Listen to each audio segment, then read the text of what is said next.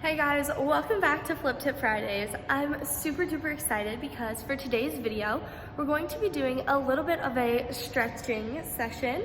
You guys have asked for videos on splits and tips and tricks on how to improve your splits or the ways that I stretch my splits.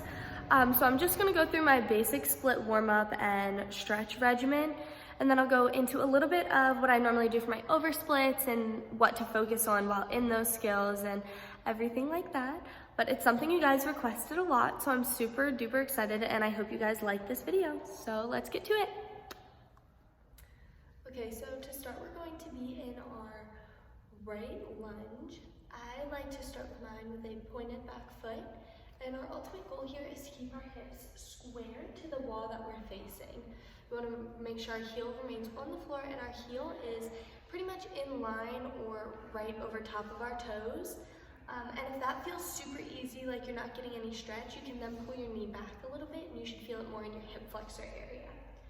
But I start by holding this with two hands on the floor for roughly 20 seconds.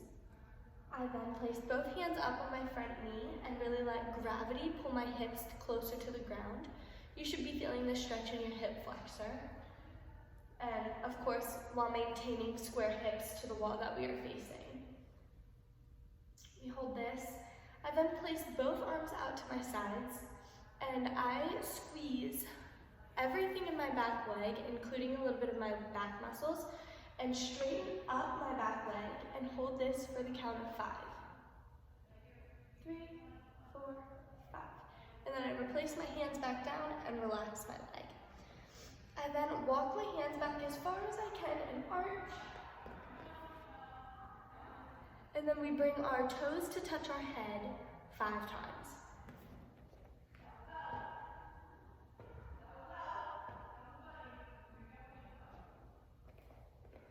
Once I have completed that, I then rock back to where my hips are directly over my back knee, and I leave my front foot pretty relaxed. I reach as far forward as I can. And I hold this for roughly 30 seconds, and then I take a deep breath in, and when I blow it out, I reach even further forward. Now while in this position, we rock back and flex our foot. You should feel this all behind this leg. Depending on where you're most tight, you'll feel it in different places. So you might feel it behind your knee or right in your hamstring, but make sure you're pulling your toes back, not just relaxing your foot like this. You're gonna pull them all the way back as far as you can while reaching as far forward as you can. You can then hold this for 30 seconds, and then we go back into our lunge. Keeping our hips square to the side, we then take our same hand as our front foot. So because I'm on my right side, I'm gonna take my right hand. I'm gonna reach back and grab my back foot and pull it as close to my bum as I can. And this is stretching you should feel this in your quad. You can then hold this for roughly 30 seconds or until you feel a good stretch. You can let go, and then I like to do a stretch that uses both my leg flexibility and my back flexibility at the same time. And these are called forward middle backs. So I take the same hand as my front foot, so opposing to my back leg. Because I'm on my right, it'll be my right arm. I reach forward, all the way up to the side, and then I arch back as far as I can. And do that 5 times.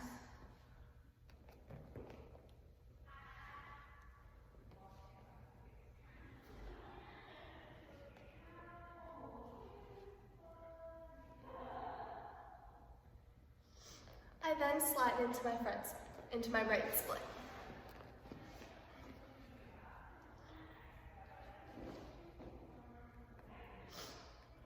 Now remember, our goal is to remain square in our skills. So a good way to keep track of whether you're square or not is based on your back foot. So we want to think about having pointed toes, but when we're stretching, ultimately it's better to relax our muscles so that we can really get the maximum stretch from the thing that we're doing. So, but to make sure that you remain square in the skill, you can look at a person's back foot. So we want to try to get the top of our toes completely on the floor, including our pinky. we want to make basically the back of our leg completely parallel to the ceiling. So sometimes that's really hard, and to start, a lot of people naturally like to split with the top of their foot facing out. So this is what most people are naturally going to want to do. And when you first switch, you might be all the way up here, and that's okay. But you'll get down further and further as you go, the more you practice. Now, to really make sure we're getting the maximum stretch from our hip flexor, I like to place my elbows on the ground. And if you're new to stretching, like with square hips and really thinking about that, you might be feeling it a lot in your hip flexor right now. And if that's the case, you can take both elbows and put them down on the same side. Now, if this is something that isn't super hard for you, or you feel pretty confident, you can do something a little bit harder. Try to go one on each side and make your shoulders parallel to your leg. And then we hold this for 60 seconds. And remember, you can point if you'd like, or you can just keep your feet relaxed. Either or works.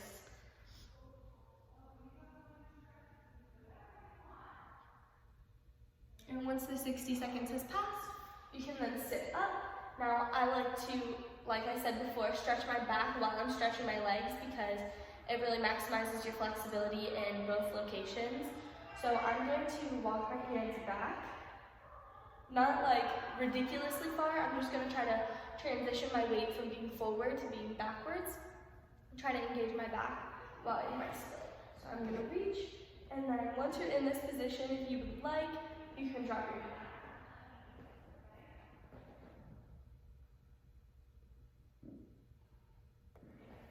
And come on, you can hold that for about 15-20 seconds. You might get a headache if you hold it for too long, but. And then once we're back in this position, I then do forward middle backs in my split.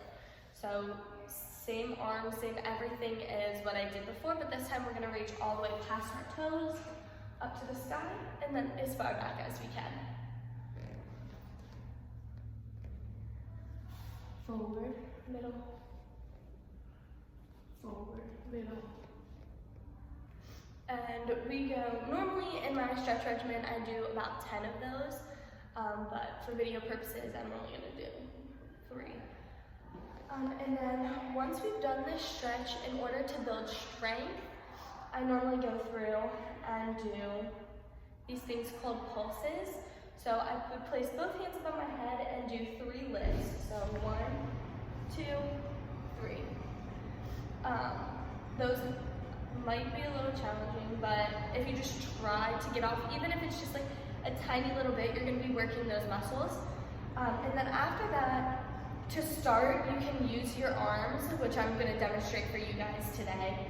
But we're going to try to do a lift like we just did, but lift all the way up onto our back leg.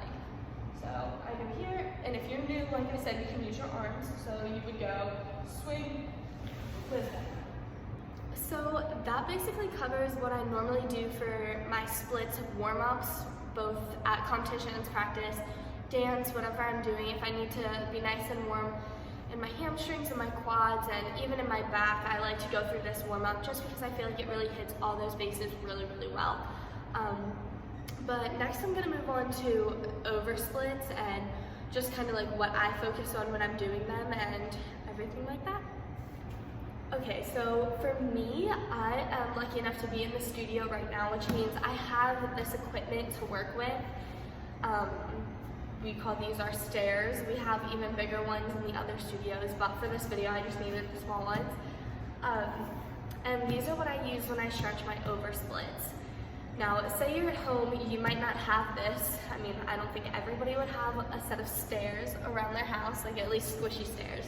But if you do have a set of stairs in your house, you can use those as well, like just regular plain old stairs that you would walk up and down. If you don't have that, maybe you have foam yoga blocks that you would normally use to like in yoga class, or I don't even know where else you would use them, but maybe you do have a foam yoga block. If you don't have one of those, I have even found myself stacking school textbooks and using those as my block for my over splits. So you can get pretty creative. I've used a chair, I've used pillows, like stacked a bunch of pillows and used pillows. You can get pretty creative. There's a bunch of different stuff you can use, but because I have these tools available for me today, I'm going to be using them to demonstrate for you guys what I normally do in my stretch regimen. Okay, so when I go into my oversplits, after I have done that first stretch regimen that I just showed you guys, I go into my oversplits, and I do 2 types of oversplits normally when I'm stretching. I do one with my back leg propped up on the block, stair, pillows, textbooks, whatever you happen to be using for your stretch. I place my back leg up on the stretch step as first, and then slide into my split with my front leg lower. And that's really focusing on our hip flexor and really stretching that area. So if that's a place that you think you're pretty tight in, this would be a really great place for you to start and really focus on stretching that hip flexor area. Now, the next one that I do will be the typical oversplit that everybody normally thinks of when you think of an oversplit, is when your front leg is placed higher and you're trying to get your hips lower to the ground. And that does work your hip flexor as well, but it also focuses on the back of your leg, such as like behind your knee, your hamstring, all of those kind of places. You should be feeling it pretty much everywhere in all of them, but there's definitely the differences in the types of oversplits. So when doing that first type of oversplit and you place your back leg up on here, it's really important that you make sure that your knee is what's placed on the mat or books or whatever you're using. It should be the top of your knee so that it doesn't feel like it's sliding off and you don't have to like strain and squeeze your muscles to stay up on the block. So it'll look something like this. I normally get on my hands and knees first and just slide my back foot on it. If you'll look, this is right at the top of my knee, so that when I open into my split, my leg will just lift up a little, but it won't like fall off because of the pressure. So from here, I slide into my split, and we really want to make sure that we're thinking about all of those things I talked about earlier in the video. So making sure that our hips are trying to be as square as they can to the wall that we're facing. And we want the entire back of this leg being parallel to the ceiling. And then I like to square off my shoulders just because it's easier. And for my oversplits, I normally hold them for roughly 3 minutes, depending on whether I'm like with my mom and she's like pushing on me and I have a little bit of pressure on my split, or if I'm just by myself at school or at home stretching. But we normally hold this for 2 to 3 minutes.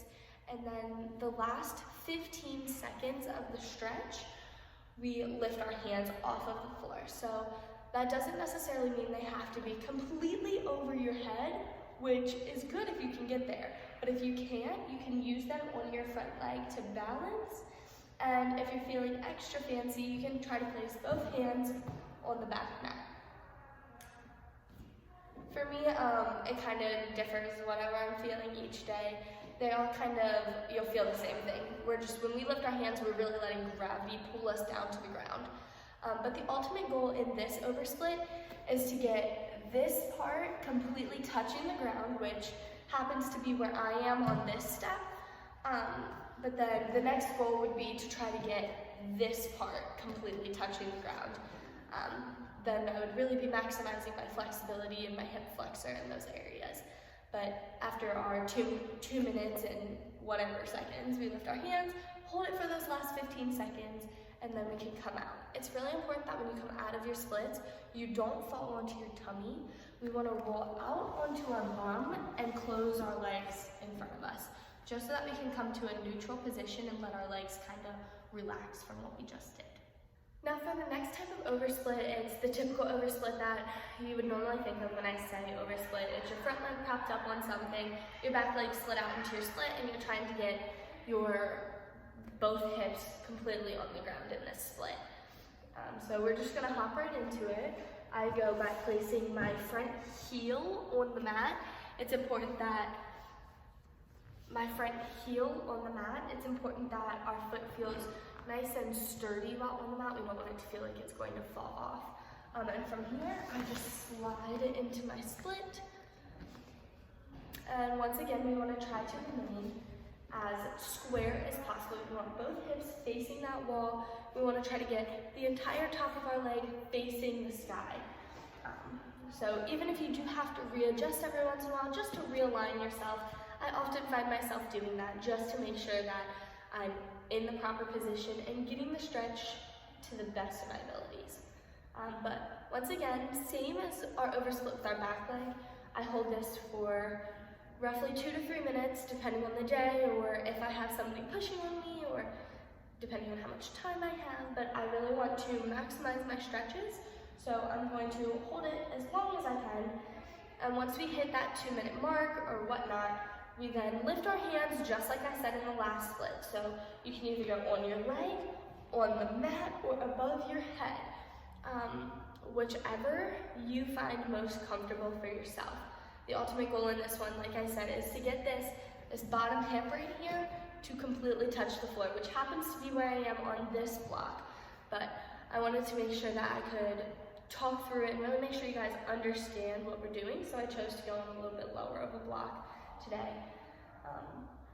But it's really important that we're thinking about keeping our back leg square. We want it rolled over so that we're feeling it in that hip flexor.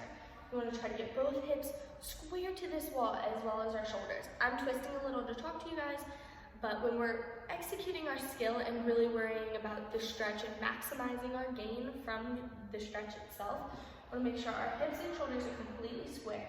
We should be feeling it a little bit in our front leg, maybe in our hip flexor, and if you don't feel like you're feeling it enough, like say I weren't touching the ground and I don't really feel it stretching my muscles, you could maybe even go a little bit higher even though you're not completely touching the ground yet on this block. And it also helps if you really let gravity do its thing. So you might think that you're not like fighting gravity and holding yourself up, but you might actually be. So it might be good just to try to keep your hands up on your leg the entire time, which could be a bit of a challenge because trust me, you'll start to feel it after a while. But it's a great way to make sure that you're really getting as much as you can from the stretch itself. But say we finished that, our hands were up for the last 15 seconds and it's time to come out. Once again, we don't want to fall onto our tummy. We want to sit back on our bum and close our legs up in front of us, back to our neutral position, just so we can feel nice and equal. So that covers everything I normally do when I'm going through my stretches and my oversplits regimen and basically my warm-up for competition season. When it comes time for strut, I normally go through exactly what I just did, including the oversplits. I'll use the bleachers or stack some of my towels, or I don't know, I get pretty creative and trying to figure out ways that I can really make sure that I'm warm enough for competitions. But that covers everything. Now make sure that when you're doing it, I only demonstrated things on one side for you guys today, but it is extremely important to do both sides. I cannot stress this enough. If we don't equally stretch ourselves and make sure that our legs are pretty comparable, of course we're always gonna have one side that's better than the other. Of course my right leg oversplit is probably like one step higher than my left, but I can still do oversplits on my left. I can do them off this block, I can do them off of higher. It's really, really, really important that we stretch both sides. Thanks so much for watching this week's Flip Tip Friday. If you liked today's video, be sure to give it a big thumbs up and hit the subscribe button down below.